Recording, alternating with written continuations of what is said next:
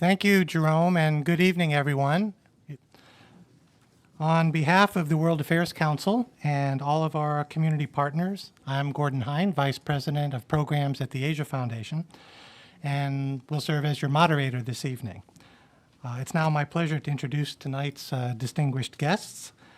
Min Zin is a leading journalist on Burma, a political scientist, and a frequent contributor to foreignpolicy.com's transition blog. To his left, Nyunt is the chair and co-founder of the Burmese American Democratic Alliance, founded in 2001 to advocate for democracy and freedom for the Burmese people.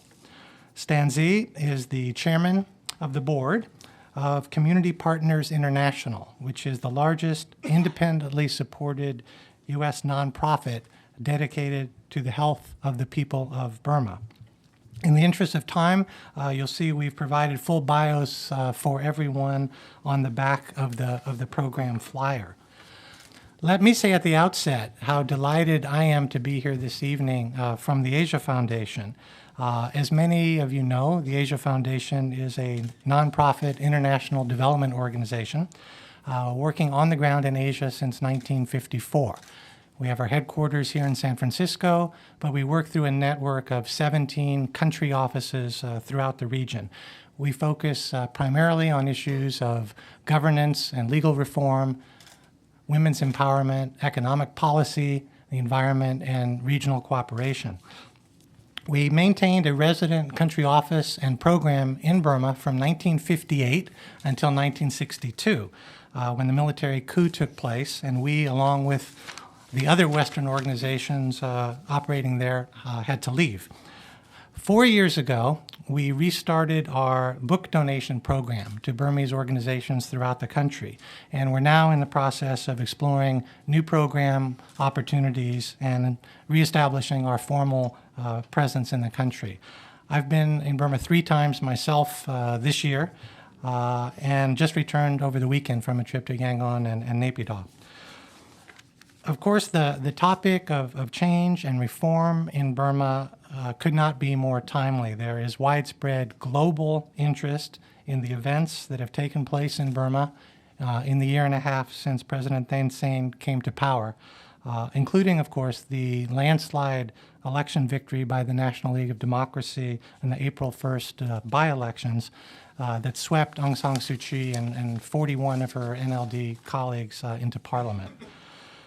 Everyone inside and outside the country is trying to understand the exact nature and depth and likely impact of the reform process that's underway. How genuine and potentially far-reaching are the reforms? What is driving and motivating the reform process? And what will it ultimately mean for the people of Burma and for the long-term prospects for peace, democracy, and development for the country? We're very fortunate tonight to have 3 experts with us who I'm sure can shed much light on these and other questions.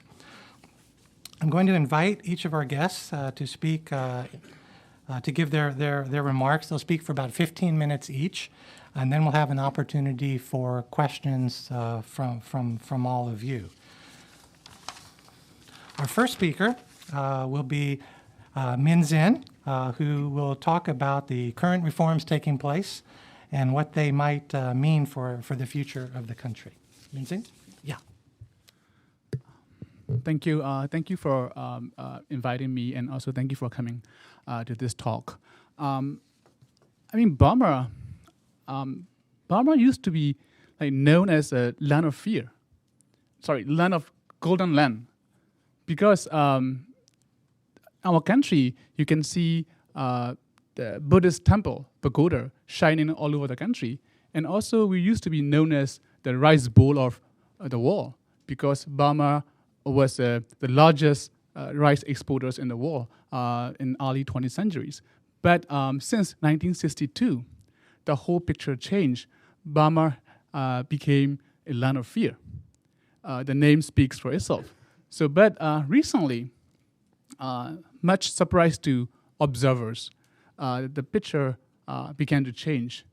And we see a lot of changes in terms of a new government took office in 2011, and the government released hundreds of political prisoners, and the government allowed the opposition leader, who was also released from under house arrest, Aung San Suu Kyi.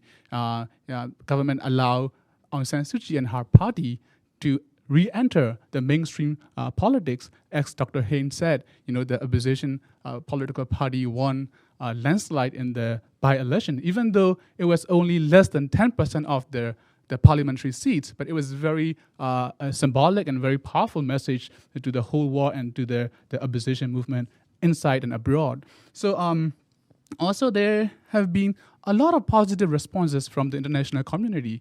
And the Secretary of State, Hillary Clinton, visited Burma, and then U.S. Resumed, the ambassador-level relationship with the Burma, and also UN Secretary General Ban Ki-moon visited Burma. So all these things are like fascinating, at the same time puzzling, very puzzling. What has happened in Burma in, like less than a year? So the country, like a year ago, was condemned as one of the worst tyranny in the world, and now being praised as a model for the political transition for other dictatorial countries. So I just want to share my thought. So in order to address these puzzle, so I will address three puzzle. The first question is, why is reform taking place now? The second question is, how do we make sense of the change that is going on in Burma? The third question is, what is the prospect? What is likely to happen in near future or like our distant future? Let's start with the first question. There are three complementary explanations to explain why reform is taking place now. The first one is Burmese military. They wanted to reduce their over-reliance on China. That's what the first argument. The second one is Burmese military wanted to avoid another popular uprising, as what happened in 1988, what happened in 2007. Especially in the context of Arab Spring, they really want to avoid another massive uprising, because at the end, whenever they face uprising, they had to kill. No matter they were students or Buddhist monks, so they really wanted to avoid that kind of another uprising. The third explanation was more to do with the economy. I mean, the country, even though exposed to the foreign trade and investment, mainly in the resource area, but the country is at the bottom of every index you can pull from the internet. We are at the bottom. So the economic imperative that's a third reason that drive these generals in power to shift course. Let me briefly go through one after another. The first one is over-reliance on China. I think since 1988, one military took power by killing democracy activists, democracy protester. We have 8888, 4-8 democracy movement, and the military seized power by killing thousands of people. Then international community, especially Western government, sanctioned Burmese military and tried to isolate them. So since then, Burmese military were forced to engage, forced to relate with the China. Even though Burmese military traditionally saw Chinese as a arch enemy, because Chinese Communist Party was the one who supported Burmese Communist Party. That was Burmese military fought against, to death. So even though from that background, Burmese military, because of international isolation, been forced to closer to China. Since then, the relation between two countries became so much profound, especially in political, economic, and security cooperation. But reliance, at the same time, Burmese military, they found they believe Chinese are taking advantage of their isolation. For example, they rely on Chinese military weapons and arms and services and equipment and training, but they realize these are very poor quality. there was an increasing unhappiness on part of the Burmese military since mid-1990s. They try to diversify their source of supply.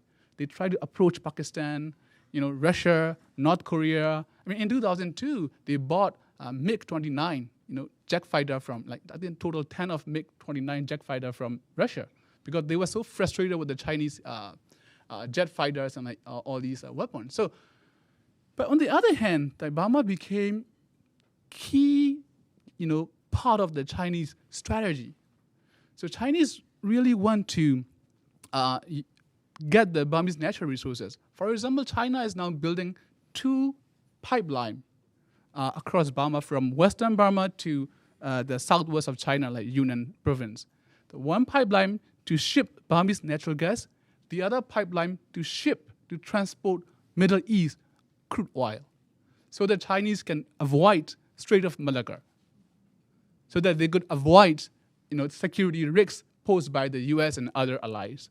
So Chinese have strategic reason to use Burma as that natural resource. Not only that gas and oil, but also recently, until late last year, China was building 8 dams, huge hydro dams in Upper Burma. I mean, the biggest dams, the size of the dam is, the reservoir is bigger than Singapore, the size of Singapore. Huge. It became very controversial. So Chinese has a huge interest in natural resources. At the same time, Chinese really want to, according to the money export, China want to dominate both ocean, Pacific as well as Indian Ocean. So Burma is exit for the Indian Ocean. So Chinese want to use Burma as a sea exit to access Indian Ocean. So I mean, there are security, political and economic interests for China. So that's the key issue for the dilemma for the Burmese military, how they're going to reduce that influence, how they're going to steer themselves away from the China orbit. So that's the one thing. The second thing, so I would say that's why for many military officers, when you talk to them, they say they really want to re-engage with the West, especially with the United States. Many Burmese top military officers ask American officers, can we join Cobra Go? Cobra Go is the US-led military exercise in Asia. It's the biggest one. So whenever US senior officers visited Burma, all these so-called civilian ministers refuse, we don't have any human rights violation here. But whenever the US official talk to the Burmese military, Commander-in-Chief or Defense Minister, yes, we have problem. We want to resolve it. We need your help. So they really want to confront that, and they want to bait, U.S. assistance. So that's how it's a big incentive for the military officers to reduce their reliance on China. Otherwise, they know they'll end up as a North Korea. That's what happened in previous junta. So this is the first reason. The second reason, I want to make it brief, but the second reason is more like uprising. I mean, many of you are aware the 2007 Buddhist monk that took to the streets and staged protests, especially in that context of the Arab Spring. That's likelihood is very high, mainly because of military in their constitution and in 2010 election, they excluded opposition. So on the one hand, you excluded opposition, and on the other hand, your economy is really bad. So there's a chance for the opposition to rally public, to stage against the government. So military need to co-opt the opposition and please considerable segment of the population so that they can avoid another possibility of uprising. So this is the second reason. The third reason is economy, and it's very obvious. So I don't want to go into detail because my time is quite limited. So, but these three big the factors. But for me, I talk about it, I wrote about it, but I'm not that fully satisfied, because these factors have been there for a long time. These factors did not pose any immediate or urgent threat to the regime's survival. Then how come they made change? And why now? That's what puzzles me all the time. So that I found two reasons at least. One is it's very important to look at the old dictator called Tan Shui. He was the leader of the Burmese military until the new government took power in 2011. this old dictator decided to retire. It was interesting. In dictatorship, I mean, they retire when they die, right? Otherwise, you will be ended up in the prison. But this guy managed to arrange the transition or like succession arrangement. And he tried to put all these potential, successors in the different institution. Tried to pit one against another. And he made sure no one come out as a stronger, successor and pose a threat to him. So that's how he could have his retirement in peaceful way. So the first thing is, if these guys refuse to retire, objectively speaking, I don't think there is no problem. He could have survived until he died because he could use all ruthless, means. There is no international community could intervene effectively. I mean, we had all precedent. So I think that's a very important factor. That guy decided to retire. The second thing is institution. I think as a political scientist, many people would say institution matters. I think when this guy, the Than Shwe, when he designed 2008 constitution was really bad because, you had military being granted 25% of seat without contesting election. You have the military have their own judiciary, and all other privileges. And you have the military could take power legally if the military think the country is in danger. So it's a very, and the worst thing is it's very difficult to amend. They make it very unamendable. So, but in that constitution, there's a one clause. That clause allow, if you became president or cabinet minister of the country, you have to retire temporarily. You have to resign temporarily from the parliament. You have to retire temporarily from your own mother party. So the president Thein Sein is no longer officially leader of his party. He's no longer member of parliament. That's why we have by-election. So that make the whole cabinet and presidents kind of floating head. They don't have anyone they could be accountable to. So they could pursue whatever policy they want to without being accountable to their own party. So the military-backed political party that won landslide in 2010, that party, in a way, was a election-winning party, but never ruling party. It's a weird arrangement. The arrangement was done by the former dictator in order to weaken his successor. But that allowed the successor to pursue reform agenda without being constrained by the party, parliament, and other institutions. So these guys the president started relying on the technocrat. He pursued so many policies that contradict the policy of the party. And on the other hand, it's a lot easier because he decided not to re-run in the 2015 election. So he's a one-time shooter. So then that's make him, he can do whatever he wants to do without thinking too much of the party and parliament. So to me, these two factors are very interesting, very important. We need to explore more. And I will go second question after talking about the why reform is taken now. I will go second question briefly. Second puzzle I posed was how do we make sense of the change?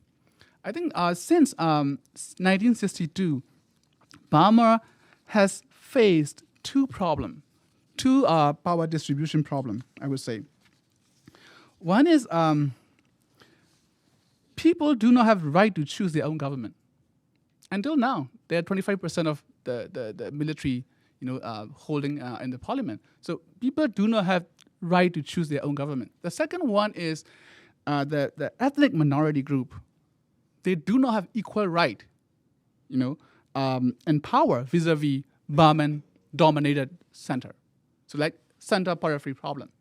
So in other words, it's about democracy problem. The other one is ethnic autonomy or federalism problem. So these problems are the most fundamental problem in Burma. But these two problems have not been resolved even under current presidency, mainly because of the constitution constraint.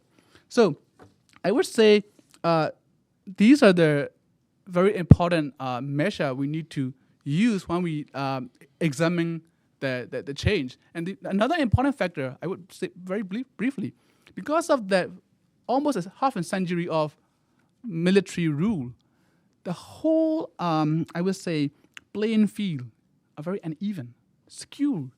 In Burma, you have military, their family members, their cronies. They are the ones who are able to access to resource, knowledge, institution, skill. So the peoples are still in the dark.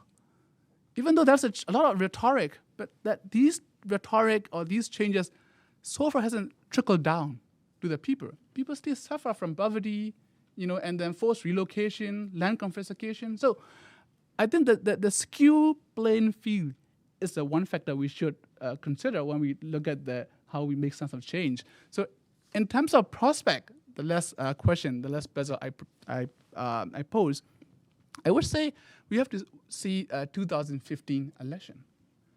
What would happen in post-2015 election? Because will military accept the Aung San Suu Kyi landslide victory? Will military accept, all these political party, current administration, they are all important, but the most important institution in Burma is military. Military is not there as a government, but military is there as an institution. They are still powerful. So it all depends on military. So we need to look at how military would react for the post-2015 election scenario. So thank you. Great.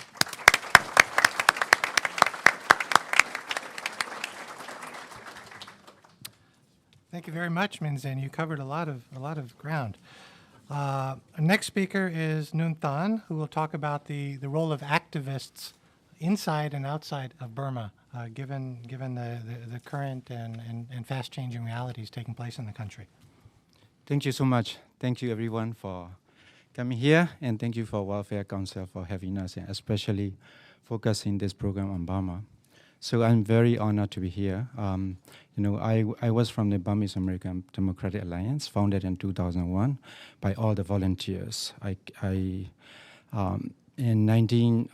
was one of the students. I was schooling in Burma in 1988.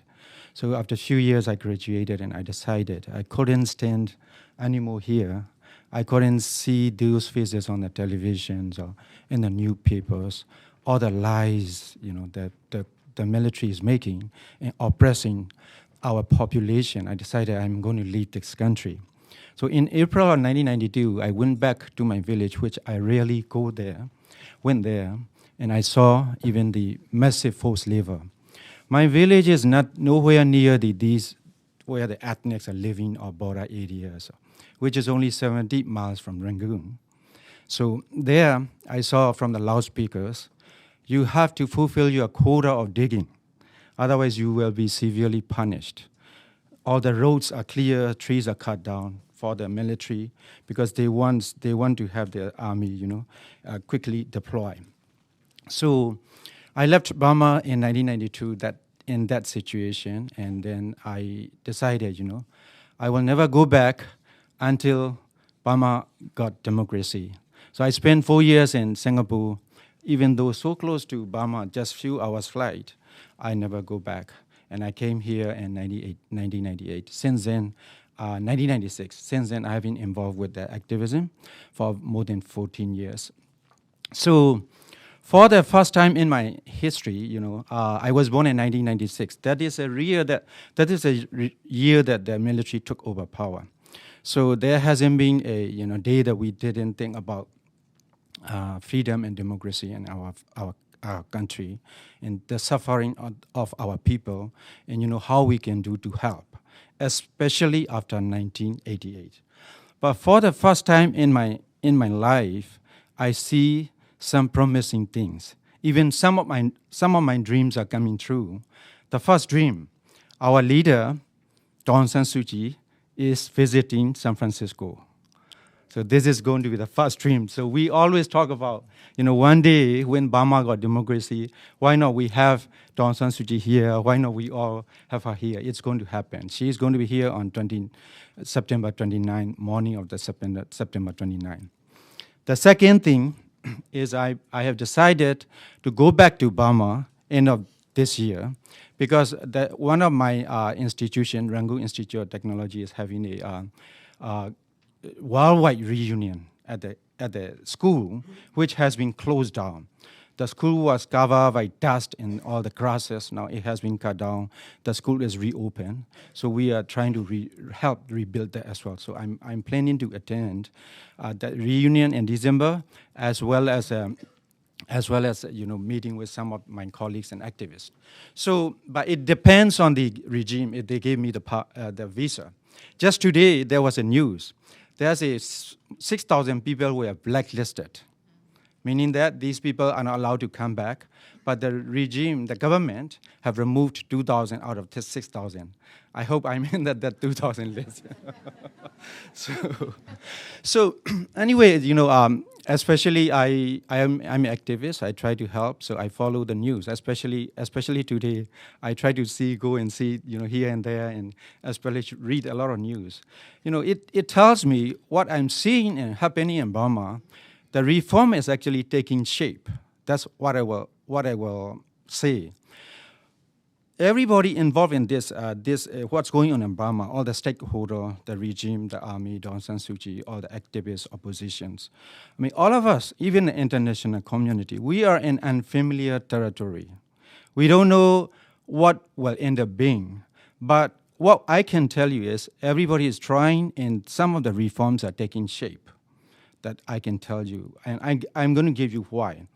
Aung San Suu Kyi recently released from the house arrest, right, in and out. Since 1988, more than 20 years, the only good news we got is, Aung San Suu Kyi was let go of the house arrest. She couldn't do anything. Now she is touring the world, even Europe, and and in some way selling the regime, propaganda to let go of the sanctions, to ease the sanctions, right? Because she herself become the part of the government, because the government, and especially the President Thein Sein, was able to relate to her, able to convince her that he has a genuine reform agenda. So Aung San Suu Kyi herself was a part of the government.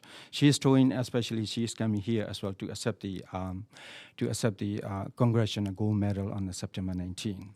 So this is one of the reasons why I'm telling this. I also read the article, interview with the president with the VAO, what's going on in Arakan State. I read through from the start to the end. And, it tells me, as a Burmese activist, Burmese citizen, we have couple of 4, 5, 6 presidents. We have never had the interview in the level of his clarity and sincerity and honesty. What he is telling, what's going on in Arakan states, and the way he is addressing for the questions by the BOA reporters, it is very clear. He is so sincere. He's not defending anything. He has any propaganda or any agenda. He admits some of the things that they would have found. I mean, some of the media would have done differently, or how the international media is, also making the mistakes in, in addressing the situation there. So also, I look at the activists there. Many of them were recently released. I see, they are actually part of the society, part of the change, part of the game. Many of them are trying to find a footing and try to see where they fit. And just today, some of the activists came back from the Kachin state. They went to the Kachin state. There's a battle between the government and the Kachin army. So then there's so many refugees, and they came there and they came back and report why the peace deal is still not going through. What are the challenges between this Kachin ethnic armies and the governments? And those activists are actually the activists that we used to support, we used to be proud of, we are inspired. So they are there, they went there, and they make a press announcement or press conference, and they said, these are what I see. People people are suffering, why the government and the kitchen, what are the challenges in between, why the ceasefire is not, the peace deal is not being going forward. And also, as Comedian said, in Burma, the land grabbing is so severe, even as much as in China. At one point, I read in the New York Times, what it says is, in China, the movie, I hope I pronounce correctly, Avatar, the movie, the digital movie, right? Avatar is so widely popular in China. Why? Land grabbing in China is so severe. That's what is written in New York Times. So in Burma, the same thing is happening. Right before this, after 2010 elections, before this civilian-looking regime was handed over by power, by the military dictatorship, they actually divided this country and they let go of many institutions, many lands. All those armies and elites have divided this country, and they have built business and companies all over the countries. Now, even today, there's a severe flood in Rangoon area because one of the tunnels which take away the flood water out of this Rangoon was blocked to protect the lands and the buildings owned by the companies. There's 1,000 acres. Just to protect, the tunnel was totally blocked, so that the whole area was flooded. The whole area was flooded, severe flooded as we speak. So because this company has the authority to block this tunnel, which will take the rainwater out of the Rangoon area. So that's what's going on. So people are protesting. In just today, I saw another thing. Farmers are also protesting, take back our land. What happened? More than 1,000 in Upper Burma Mongolia area, one of the copper mining company, which work with the Burmese government company, actually grabbed more than 1,000 acres from the farmers. So now farmers are protesting. So laborers are also protesting. We just have a activist Mount came from Burma. He was actually recently forced out of his monastery because he was so outspoken. Also, he went to the Upper Burma. He spoke to the Aung San Suu Kyi headquarters, at the monthly headquarters, to Aung San Suu Kyi party members. For that, he was forced out of his own monastery, where he stayed there for 37 years since he was 10 years old. He has to live on the cars for 3 days. Then he built a bamboo hut, small bamboo hut. Then there's one of the students saw his story on the television. So he convinced his parents, so Mom and Dad, can you build this monk a small building for him to live? So he has a now small building almost done. So we invited him to come here. He's touring. So what he said is, he's also outspoken. Laborers are also striking. Whenever the labor strike, the factory owners will insist. These people will give in after a few months, few weeks, because they have nothing to eat. Monks like this activist monk and also the student activist who was released from the prison, they actually went there, they go and feed them. They gave them the rice bags and they gave them the money. So that empower. So eventually what happened is, whenever there's a labor strike, whenever these factory owners here, these monks and 88 generation activists are coming, they actually try to settle the things much quicker. So those are the things that I'm seeing that reform in Burma is taking place. Another thing, it also struck me what's happening in Burma Parliament. Burma Parliament has a 25% was actually occupied by the military appointed representatives. If you look at the pictures, you will see literally soldiers are sitting in the parliament alongside Aung San Suu Kyi and all those civilian elected persons. So there's a 25%, and there's a Aung San Suu Kyi parties, which has about 45 seats, and all the oppositions. In all the oppositions and Aung San Suu Kyi party combines is about 17%, if I didn't get wrong. So military 25%. The rest of the is about 50% is the military supported USDP. Government supported former General Tan are civilian-looking people. The party still have 50%. Military has about 25%. Aung San Suu Kyi has 17%. All the rest of the opposition is rest. So this is the distribution in the Congress right now. So what happened is recently there's a constitutional tribunal, which is about 10 people appointed by the president. So the tribunal make this one judgment, one call. What they said is, all the committee formed by this parliament from the elected representatives are not at the federal level committee. So this is what the tribunal, constitutional tribunal, they have to interpret all the what's happening at the parliament is in accordance with the constitution. Their interpretation is that any committee formed by this parliament are not the federal level parliament. So that anger many of the elected parliaments there. Actually, these are military-backed regime, military-backed parliaments. Aung San Suu Kyi military-backed parliaments party members, Aung San Suu Kyi party members, in some of the militaries, in all the opposition actually today voted to censure this constitutional tribunal, which is appointed by the president. So president says, you can fire them. Actually, they wanted to fire them. You can fire them. If you want to fire them, you have to change. President Thein Sein in the parliament is right now, as we speak, they are in the middle of a crisis. That's why Aung San Suu Kyi was meeting with the Thein Sein a couple of times in the last few weeks.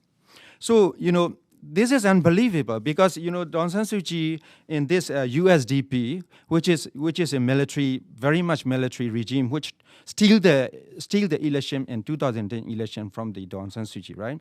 I thought they will be at odds at the parliament. Aung San Suu Kyi and all those opposition will not be able to do anything. But now what we are seeing is totally different. President Thein Sein, which is from the same party, is on the same party, used to be the same party, is on the other side, offending, defensive. In some of the soldiers, some of the military-backed regime, Aung San Suu Kyi party and all the oppositions are on one side, try to fire them. So because of this, I think that the reform is taking shape. But I have some concern. So some of the concern is, as Kominsin said, I have a couple of concerns. Some of the mega investment going on in Burma are very scary. It is not only going to take away our natural resources, it's also going to spoil our way of living. And also tourism. China is building high-speed railroads to Burma. Also, there's a Burma road that connect India and China, which is almost, India and China is ready. Only Burma part is remain to be built. Once that is done, the floodgate is going to open in the northern Burma for much of the Chinese tourists to come in. So those are the things that we are so worried about. So we have to keep our eye on this irresponsible investment. So United States has removed the sanctions, right? So responsible investment, also responsible tourism.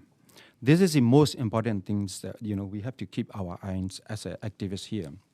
So, we as a activists here, that's what we are doing. Try to keep our eyes on the human rights situations.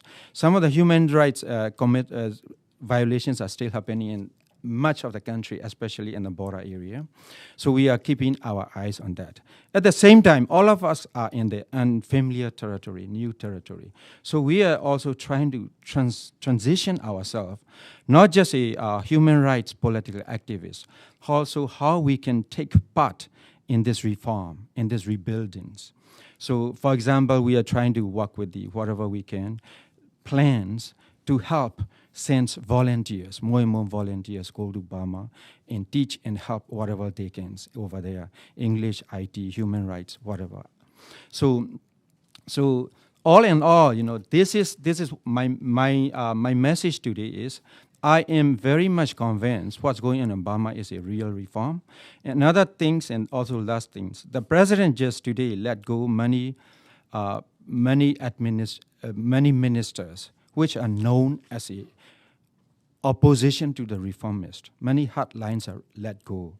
Today, he has appointed about 8 new ministers. So because of all those things, I am convinced that the reforms are going on. I think we will be able to see much brighter future in Burma. Thank you so much.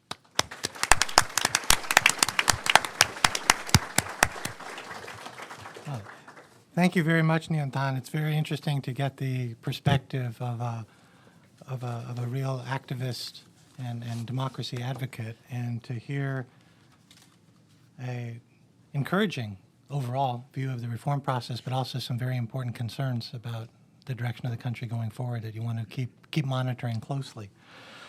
Lastly, we're going to hear from Stan Sze, who will speak about how the work of aid groups and NGOs inside Burma will be affected by the reforms and the changes in policy that are taking place in the country, and what it will mean for new groups seeking to work inside Burma. So, Stan? Thank you. Thanks for having me here tonight. And obviously, this is a very exciting time to work in the humanitarian space in Burma. And I'm encouraged to see all of you here tonight, since many of you have been and probably will continue to be instrumental in facilitating additional reforms in the country. My fellow panelists have covered quite a bit of ground, so I'll try to keep my remarks brief. But for some of you who probably don't follow Burma that closely, I thought it might be helpful to give you a little bit of at least context as to how NGO historically have worked or not worked in the country, just so that you can appreciate the significance of the reforms that have taken place since March of 2011, when the nominal civilian government has taken power. In general, international organizations, especially the ones based in the U.S., have found it very, very difficult to work in Burma in the past. Simply put, for both legal and practical reasons, many U.S. organizations have historically shunned a presence in the country. Legally, there were certainly economic sanctions in place here in the United States until very recently. And in Burma, it was incredibly difficult to be registered as an aid organization. So that in essence, our in-country staff would be working illegally in the country. Practically, there were also incredible barriers to working inside the country. Most organizations found it very difficult to access vast parts of the country because of ongoing conflicts, and oftentimes those were the areas where the needs were the greatest. Even simple things like getting visas for your expat staff was very, very difficult. And there were also all kinds of significant practical challenges, such as just getting money into the country. The Burmese banking system was not connected with the international financial system, so moving money into the country was a significant challenge for lots of organizations. On top of this, the Burmese government historically has been quite xenophobic. As many of you may remember, in 2008, there was a significant cyclone, a huge devastating cyclone that hit the country. And although precise numbers are not available, some estimates put, maybe 150 to 200,000 people may have died in that cyclone. And in the aftermath of that devastation, the Burmese government basically refused assistance from virtually all international organizations. And when I was in the country, immediately after that cyclone, I remember just sitting in Yangon, in Rangoon, surrounded by aid organization representatives who had no access to, the affected areas. And recently, I had an opportunity to listen to the Minister of Health from Burma, who was touring the United States, and he made an address to the Burmese American physicians in Los Angeles, and he made some remarks that, again, I think highlighted the wariness that the government still views outside aid organizations. He highlighted in his speech that he thought that lots of international organizations were using basically the plight of the Burmese people to raise vast amounts of money, but that money was not being channeled for the use of the Burmese people, but really to go to build infrastructure for these aid organizations and for bureaucratic purposes. And so I think it's very telling that it has not been a very welcoming environment for organizations in the past. And that's why it's been very, very significant to see some of these changes that have taken place in the last year and a half. With respect to the specific changes that are most, directly applicable to INGOs and other organizations seeking to work in the country, the process of registering in the country has been significantly expedited. Recently, I was in Naypyidaw, the new capital, and we had discussions about registering our organization, Community Partners International, to work in the country. And I was struck by how positive the discussion was and how welcoming the government officials were in terms of encouraging us to register in the country. They also assured us that the registration process could take place in a much more expedited process, occurring, perhaps within months as opposed to the years that it used to take. And so that's an important development since for many organizations that seek to tap into institutional funding, you really need to be registered in the country or else institutional donors are unwilling to fund. I also wanted to highlight the fact that there's been increased security and openness for many of the people working in this area as a result of these reforms. As an example, our own program director, who's a young Burmese physician, recently spent 6 weeks at Johns Hopkins University in a intensive health seminar, and he was joined by various officials from the Ministry of Health. And as a result of that experience, when he returned to the country, he's been invited to conferences and he's been able to collaborate with them, and they've been very helpful in helping him further some of our programs. And these are the same people that maybe 2 years ago, he would have to hide from and probably, stay away from. So these are very, very significant, I think, developments as a result of these reforms. In terms of, there was a reference to the blacklist. I think it's interesting for me to see that there are folks who historically have been, sort of state enemies, like take someone like George Soros, who has, visited the country earlier this year and has now pledged to set up a philanthropic arm in the country. And so these are, again, very significant signs of the kind of changes that are taking place in this space.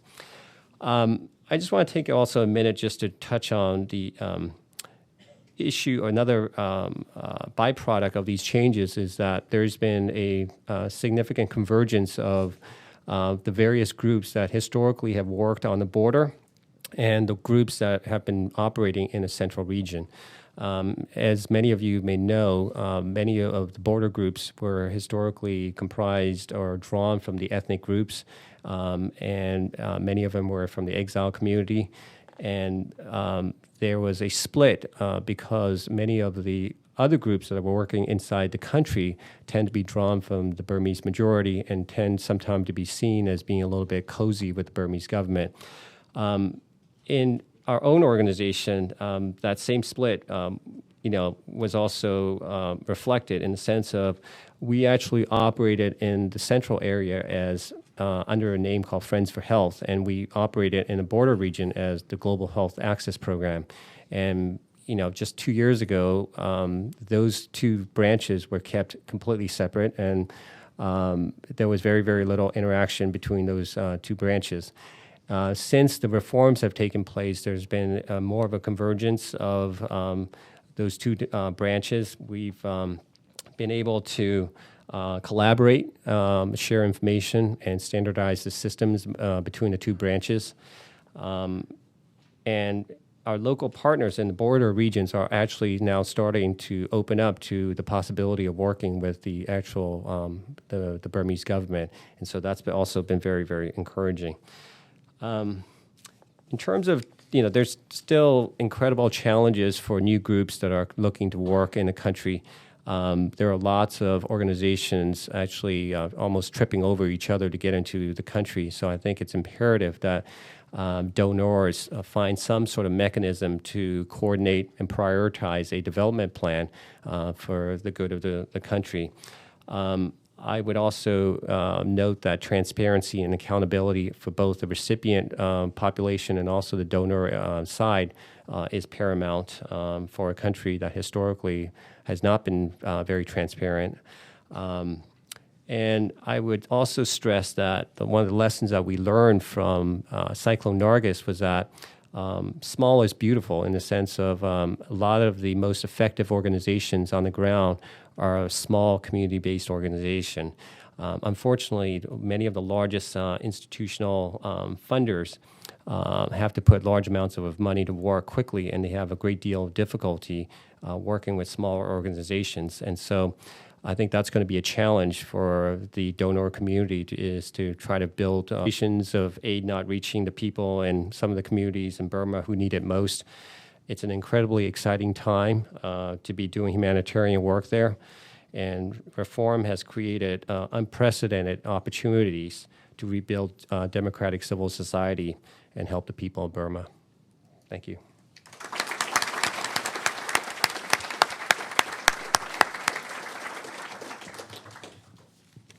Thank you very much, Stan. Stan's organization, Community Partners International, which is located here in the Bay Area, is doing exceptional work inside the country with a range of local partner organizations. There are so many questions. We have not only a large audience, but a spirited one and clearly a well-informed one.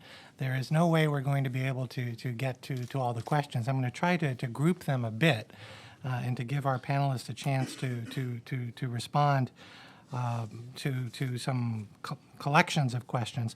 There are a number having to do with the continuing democratic reforms and democratization process. There are a number of questions, not surprisingly, about ethnic minorities and ethnic conflict in the border areas. There are some questions about economic development strategy and foreign investment. There are a number of questions about foreign policy issues, role of the United States, of China and India, and so on, just to give them a little heads up of what's coming. Let's continue on the democratization thread for a little bit, and then we definitely want to spend some time talking about the ethnic minority issues, which are, of course, so important and so challenging in Burma. There are some questions about the state of the press and the media. So people would like to get your sense of the level of freedom of the press and government censorship and scrutiny. Also the role of the internet in terms of a role in political participation, political activism, and question about the fate of remaining political prisoners. And there still are some.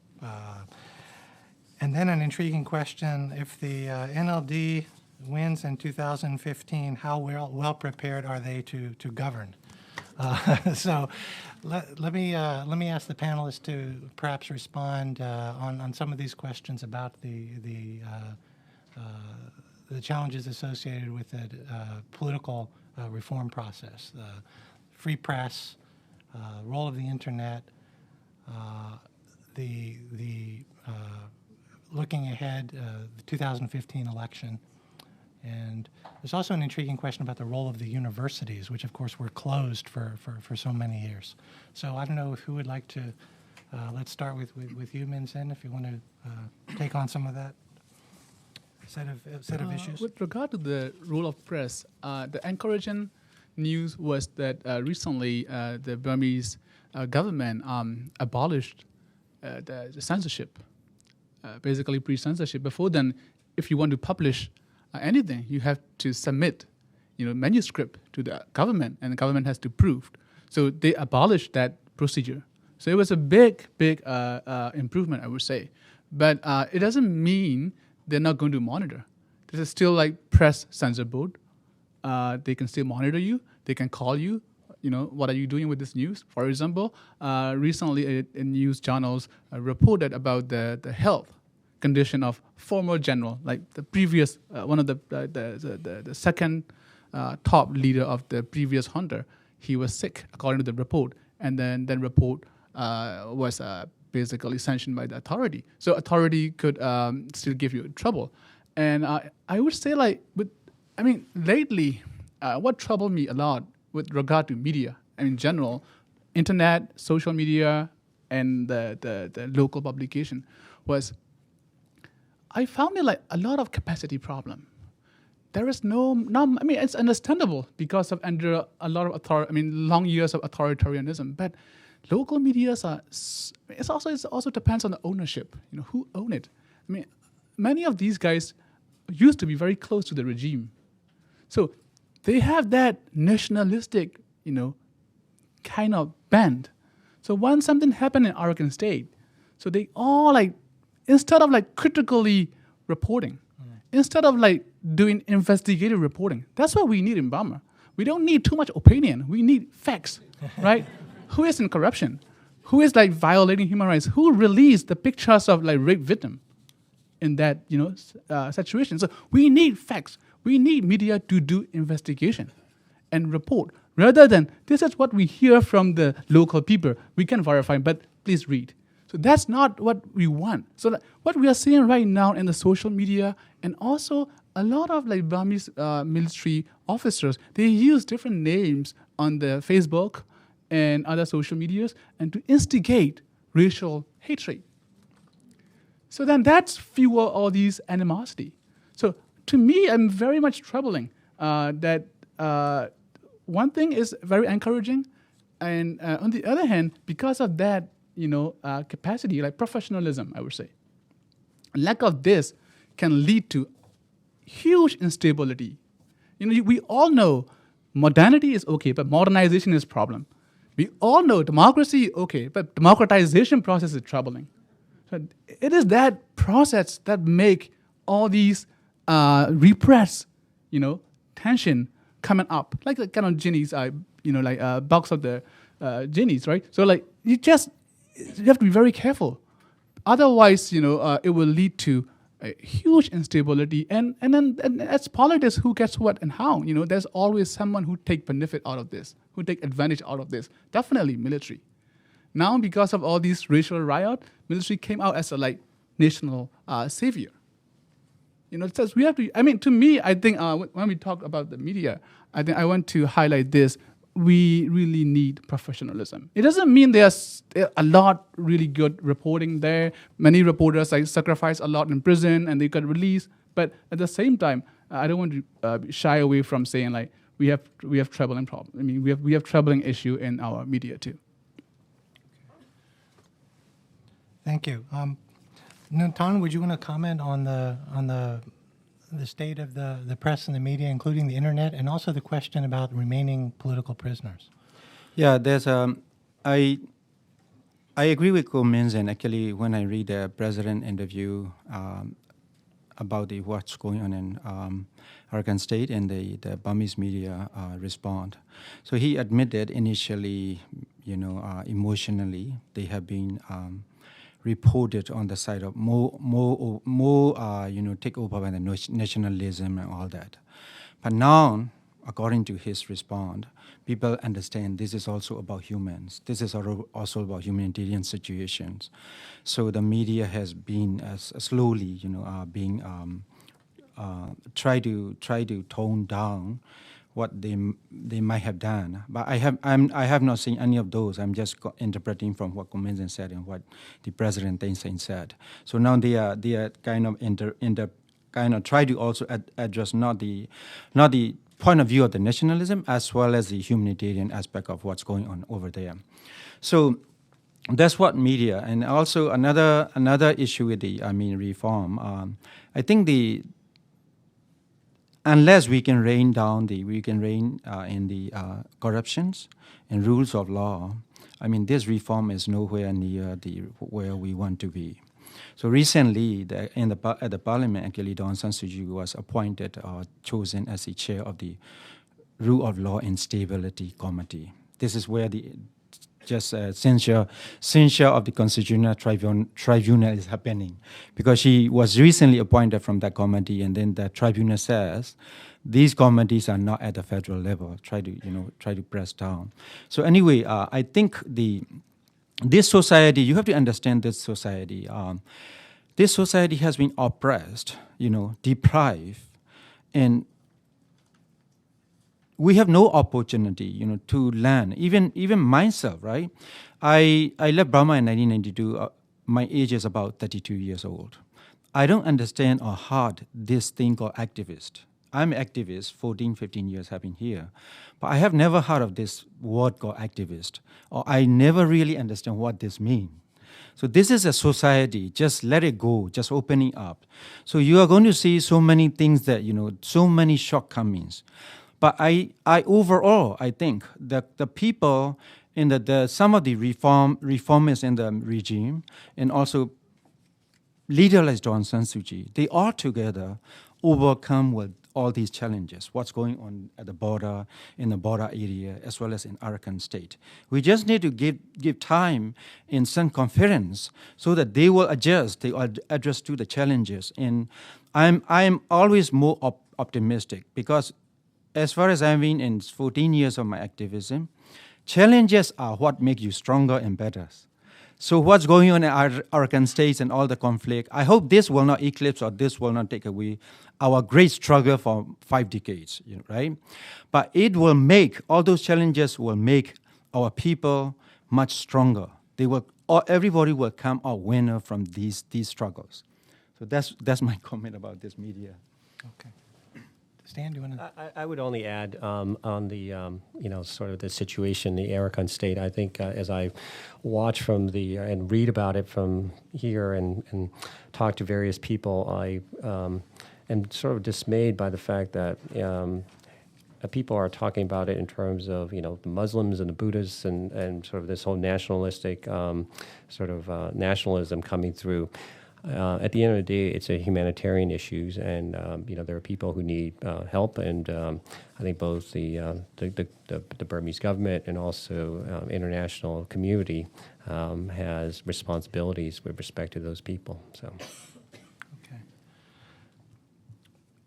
Just following up on that, there, as I said, there are a number of questions about the ethnic conflicts that have been going on inside the country, in some cases for decades in the border areas, and particularly the recent events with the Rohingya Muslim community.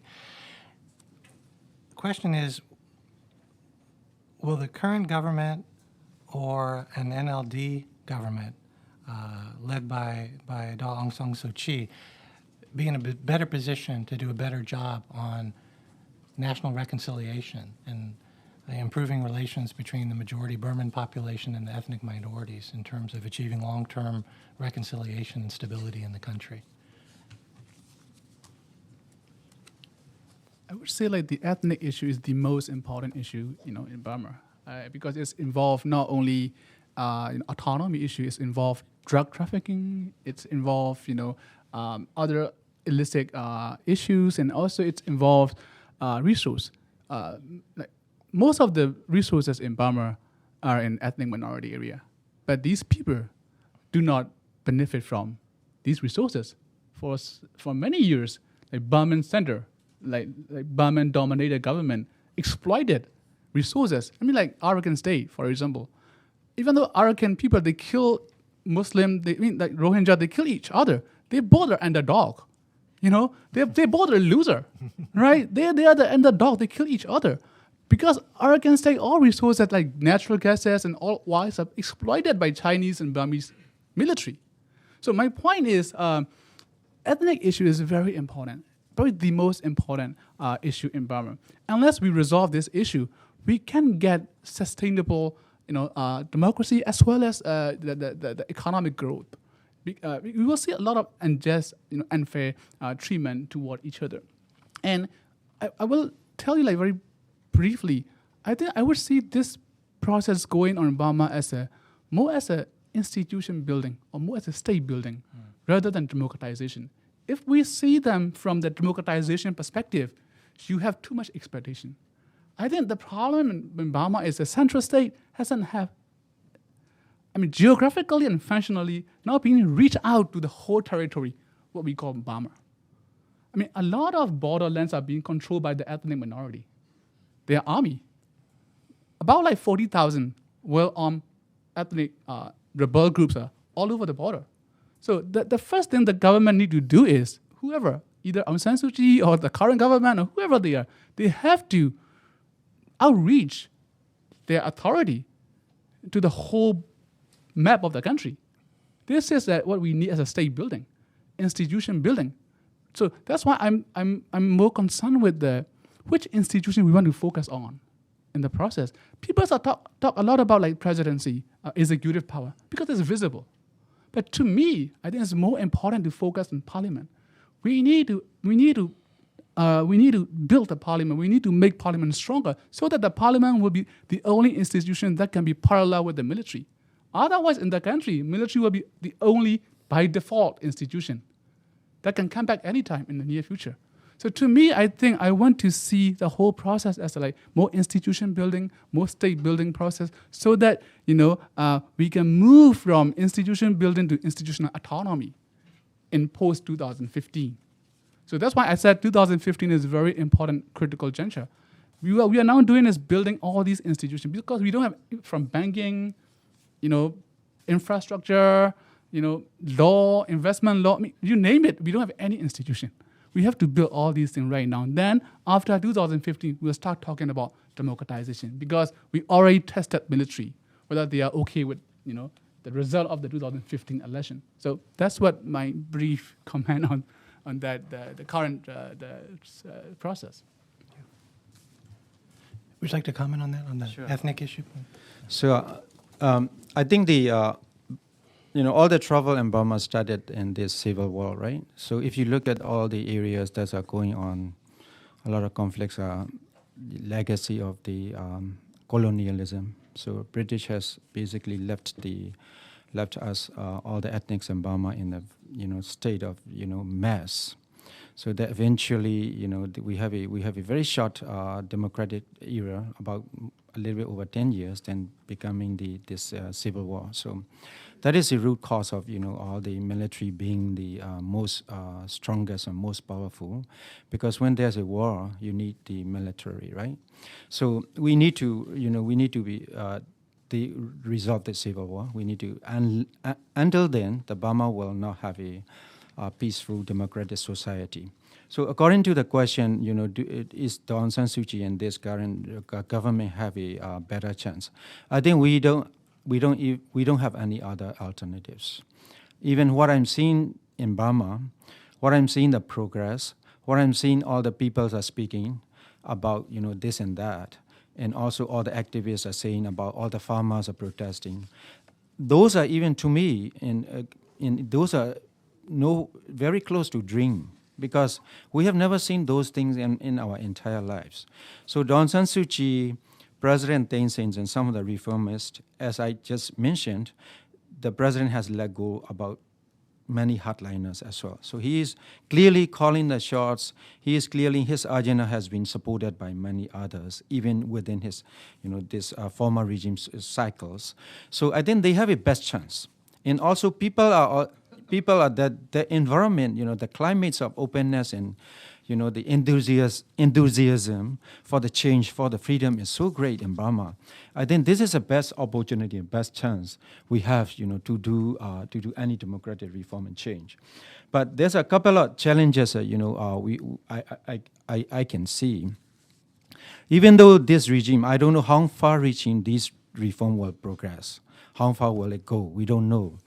It is possible that reformers go so far as the international community sees, Burma is okay. There's a civilian government.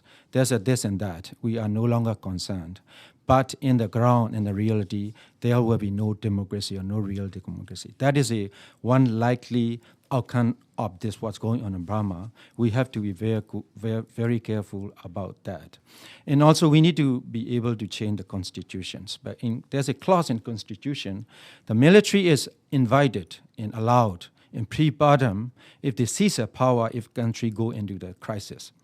So that is nowhere democratic constitution, this civil war, and also most importantly, the corruption and rule of law that has to be established. Otherwise, I think there will be no chance. It will be just short term, just on the surface democratic change. Stan, any? I would only add a point that with respect to funding for international donors, there's been a rush, to divert or direct more of the funding into central Burma. I think a lot of large institutional donors have a view that they either want to shore up their relationship with the Burmese government, or they think that they can influence the outcome or the direction of these reforms. And the net result is, at least in the immediate effect, is that some of those funding has been diverted away from the border areas and the ethnic areas, and that's something that we all need to sort of continue to monitor. So. Questions about economic development model taking shape in the country. Burma is rich in natural resources, and the foreign investment law is currently being crafted and debated. How concerned are you that in the rush to develop and exploit Burma's natural resources, that the country will suffer severe environmental difficulties, and that the benefits of exploiting the natural resources will not be widely shared among the population? What could be done to craft a set of institutions and policies so that the resources of the country can be developed in a way that is beneficial to all of the people? So far, Burmese, I would hope like Burmese government would change the policy of the economic model. Until last year, Burmese government focused on successive government focused on resource extraction. Is the key sector industry for the boosting economy, because we receive huge amount of foreign investment, and we have a very high the trade volumes, higher than some of the Southeast Asian neighbors. So we will receive foreign direct investment, that FDI too. Billions of dollars. But the issue is all of these going into the natural resources. Only 1% will go to agriculture. I think agriculture is the most important, crucial, industry in Burma, but it only receives 1%. So the issue is, the reason why the military gear all resource, all investment to that resource sector is because this is more capital intensive, right? So it will not create any labor activities. When you focus on the labor intensive, industry, you will create labor forces. That could be in the long run or in the medium term, because it will pose a threat to the regime stability. So for previous regime, it was perfectly reasonable. They focused on that, the resource extraction. They got the FDI, they got all these trade, and they make money.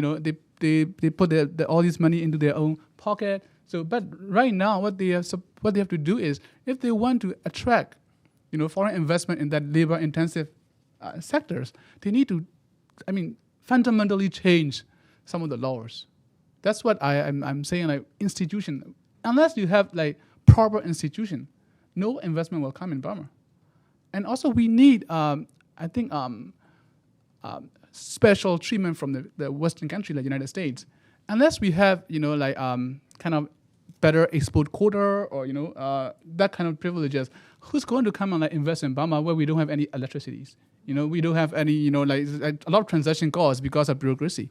So I think if you have Western country guarantee you, we will buy your product, and then that we will become competitive, the country when we compare with Vietnam or China or other Cambodia these days. So if you want to attract, they want to attract that textile industry or other that kind of investment, they need to change that these laws and these institutions. Otherwise, it will be a big trouble. And also in terms of benefit, I think, as I repeatedly say, the playing field is very skewed, very uneven.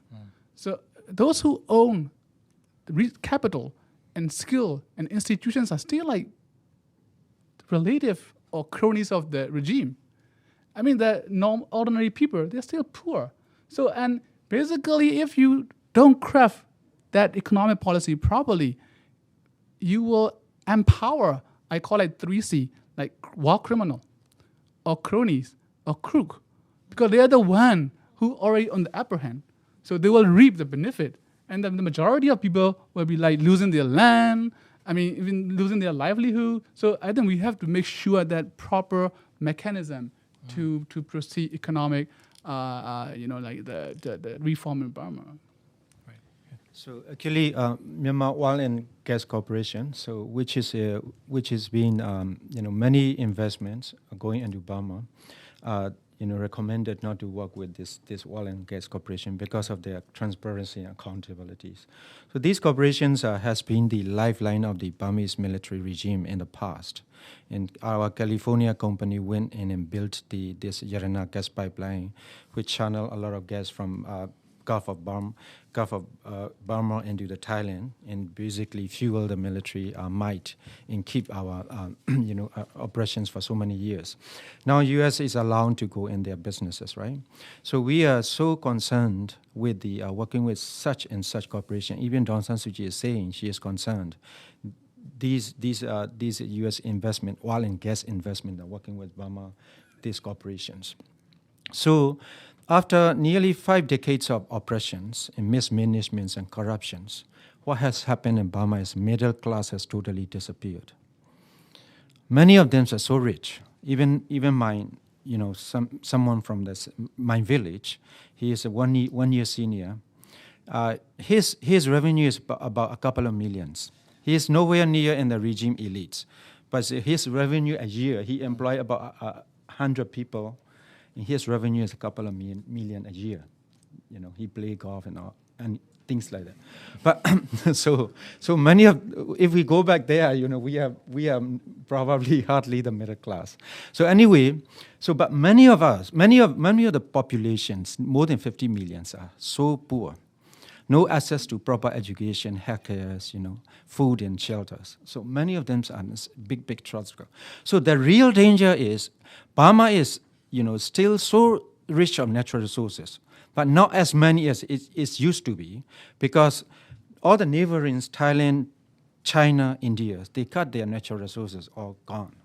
In 1994, Thailand says no more logging because of huge flood. Mm-hmm. China, the same thing recently, and also India. So our forests, timber forests, teak forests, all those natural resources for them to go in and take advantage of. They have already done, China is building these pipelines and these roads and gas pipeline, and much of the Burmese forest close to the Thailand border is gone, and also in northern Burma, the forest is disappearing. So when the forest is gone, the wildlife is gone, the livelihood is gone. People, crucial resources that could have translated in elevating their livelihood, their way of life, will be disappeared without helping them elevate, having their real life elevated. So that is a real danger. We have to be very careful, especially the U.S. corporations. So that's our concern. So we have to promote the responsible investment and responsible tourism as well. Tourism is also the double-edged sword. If you look at the Galapagos Island, where where we learn about how the humans evolve, right? Charles Darwin. If you look at now, which is nowhere near when Charles Darwin visited those islands, because what spoiled that? Tourism. So we have a real danger of tourism is going to spoil our natural resources and our pristine environment, and all those investment where all the roads are built, trees are cut down, people are being employed. So those things are things that we have to be careful, especially all of us here, not just activists, even yourself. If you go to Burma, if you try to buy the shares, you make sure that you don't encourage or you don't help these things going on in Burma. I would only add that my sense is that the large American companies are already in the country. I mean, the large oil and gas concerns are actively negotiating in the country, and that's not even counting your European counterparts and all the ASEAN type countries and whatnot companies. I think the key to sort of slowing that down and having effective watchdog goes back to some of the points that we discussed earlier about having a free press, having a true media that is doing investigative type journalism and actually investigating these things and publishing it and basically sharing that with the larger world. I think that's one of the mechanisms that we need to try to encourage to take place in the country. Well, certainly the number of foreign investors in the country is staggering. Every flight in is full of prospective investors, and hotels are full and so on. And you do see quite a distinction between very wealthy, a thin slice of very wealthy people at the top, and a lot of places where they're extremely poverty-stricken and not much of a middle class, not much of a thriving, independent private sector as opposed to a crony private sector, particularly in small and medium enterprise.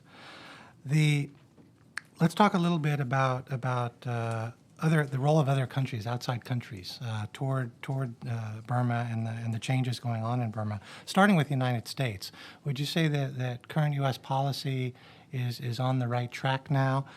There's some concern that in the past year, some asylum seekers from Burma have been denied asylum in the United States on the grounds that conditions have improved inside Burma.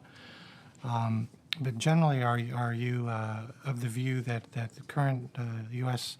policy with sanctions being suspended but not yet fully eliminated is about right in terms of the U.S. role?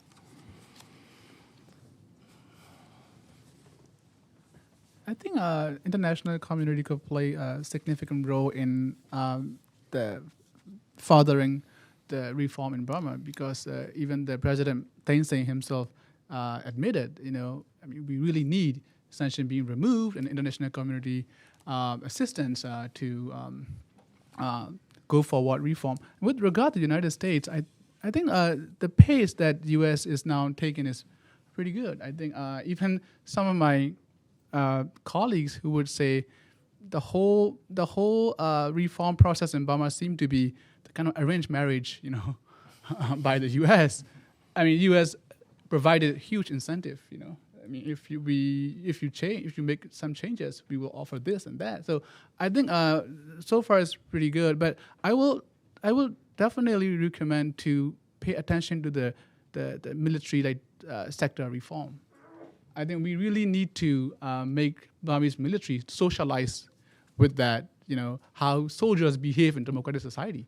If U.S. doesn't want to engage directly, at least U.S. should arrange to make Burmese soldiers to socialize with the, Singaporean or Taiwanese or South Korean, that whoever had that democratic experience. So I would probably encourage we need to pay attention to the security sector reform, how we should pursue that. Otherwise, it will be more like expansion of elite coalition rather than genuine reform. So we support the easing of the sanction, not lifting altogether, because as an activist, as a citizen of Burma, we never really like sanctions because it is in a way hurts the people. Yeah. But on the other hand, the international community hands are tied when China is supporting all the neighbors are working with the regime. So sanctions are the only effective means in pressuring the regime. That's why we support the sanction all along. So, but now, some of the sanction has been released, so we welcome. But the Senate, the Congress, has been, decided to continue some of the sanctions. So sanctions, investment sanctions, import sanctions, right? Investments are now partially allowed. The import is still being, are not allowed. So anyway, I think the U.S. The policy is. In a way, I think it helps change Burma, because this regime really needs turn away from the they need to reduce their dependency on China, so they turn to U.S. At the same time, I think U.S. is there not just to help Burma. Burma has become a strategic importance for them, because if you read the article that the Secretary Clinton wrote in the Foreign Policy. The future of politics is not Iraq or Afghanistan. It is the Asia Pacific. So China has become an economic superpower. Even in military might is close to U.S. So United States is so concerned, try to counter China as eclipsing the whole region. So, and Burma has also become the chair of the ASEAN. So that push, and also China is also using Burma as a backdoor to the Indian Ocean, because they needed Indian Ocean to develop their internal inland, such as Yunnan province. They need the Indian Ocean. They don't want their oils go through the Malacca Strait. It's very dangerous. They will just park their oil tanker at the oil from the Middle East and Africa at the Arakan State port, and they will just pump into the pipelines. There's going to be two pipelines, oil pipeline and gas pipeline, into the Yunnan Kunming, Yunnan capital, right? So. To counter this China growing influence, so United States is going there as well. So I think U.S. will continue to work with regime as much possible as they possibly could, but we have to keep our eye on U.S. not letting go of sanctions so quickly and so easily, because that is the only means and way that they will understand they will get hurt. I would only quickly add that from a sort of a development perspective, the suspension of the sanctions from the U.S. has, removed a significant risk for many U.S.-based organizations and have allowed them to explore the possibility of working in the country. And so from that perspective, I'm encouraged by that, because that brings potentially increased resources to the country. And the U.S. government itself has provided carrots for some of these reforms. And so, again, from the perspective of trying to get more assistance to the country, I'm encouraged by that. So. Right. And of course, it's not just the U.S. that is these sanctions, but also the EU and Australia. And so you're seeing a huge increase in international aid commitments to the country. I was reminded by someone in the audience that we didn't quite address the question about the remaining political prisoners and what is likely to happen. So if you'd care to respond on that, I think people would be interested in that. I think it's a very important the measure, that we could look at the reform process. I mean, if you have one person in prison for what his or her political conviction is unacceptable. So I think that's what the international community keep having their eyes on this issue. But at the same time, it's incredible that government decided to release hundreds and hundreds of political prisoners, and most of them, a lot of almost all well-known figures are now released. So I think I will give a kudos, for that. But at the same time, we all have to fight for that remaining political prisoners. We should not forget their fate, and that's what the Amnesty International, Human Rights Watch, and all these human rights groups are working pretty hard to highlight on this issue, because there are so many other issues going on in Burma. People easily tend to forget this issue. So I think it's a very important issue, I would say. Yeah, Aung San Suu Kyi actually addressed about that when she spoke to the Nobel laureate at the Nobel laureate, Nobel acceptance, right, recently in Europe. So there's a more than 300, maybe more, based on some of the figures. But we think as correctly Aung San Suu Kyi has said in also Secretary Clinton has said, one political prisoner is very too many, right? So as long as there's a political prisoner in Burma, the reform is reform is not quite reform. And also this reform, as like Ko Min-sin has said, it is a managed reform. Even though Aung San Suu Kyi is touring the whole world, Europe, like 88 generation leader like Min Ko Nai, they didn't get their passport. They keep applying and it has been rejected again and again. They are supposed to be accepting the award by the NED in around September, mid-September, but they still haven't gotten their passport yet. So inequality is still there. In also the oppressions and a lot of human rights violations are happening, especially just the report today. 1 in 3 people in current states has suffered human rights abuse. It is 7 times most likely to be forced labor if you live closer to wherever the regime is building anything. So also remember, Burma is the only country in the history of the ILO in which ILO invoked the Article 5. That is, ILO has never invoked that article. Basically says all the members country not to deal with Burma, not to talk to Burma, not to associate with Burma. So now these things are better, but there's hundreds of political prisoners in the prison. So until then, we can stop. That's why recently during at the San Francisco Marathon, we run, free political prisoners in Burma with the banners. So we run, all the activists run. So wherever you go, that is an issue that we have to keep raising. At the same time, this is a reform, this is a managed reform, this is an unfamiliar territory. Nobody knows how far it will go. We must not stop. If we stop, we are very satisfying. Burma will end up being a democracy that is not quite democracy. Thank you. I think that's a very good summary statement at the end. Stan, do you want to make a quick final remark? I'm just been like many of you have been encouraged by the extent and the pace of the reforms, and I think it's unprecedented in Burma's history, but we remain hopeful and we try to do as much as we can for the people of Burma. So, Great, thank you. Min-sin, final thought. Well, I just want to have that that guarded optimism. I think it's a good. We have a long way to go because I see this as a more like authoritarian corporatism. It's have to move on to go that democratization process. So, but as a citizen of Burma, a former activist, I'm so happy to. I mean, I will have a chance to go back to Burma soon. My family, I can go back and see my family after like more than 20 years of like being not able to see them. So, I think it's all emotional, personal, but at the same time, I think I thank you all because we need solidarity, right? We need not just sympathy, we need solidarity. With that solidarity in mind, we can keep going on. So thank you so much. Thank you.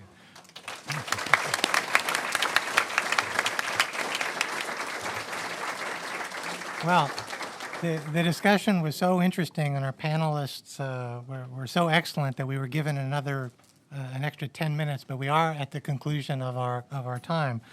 So we have to draw this to a close, but on behalf of the World Affairs Council, I'd ask you to join me in thanking Min-sin, Nyunt, and Stan Zi once more for their excellent presentations and discussions. Thank you.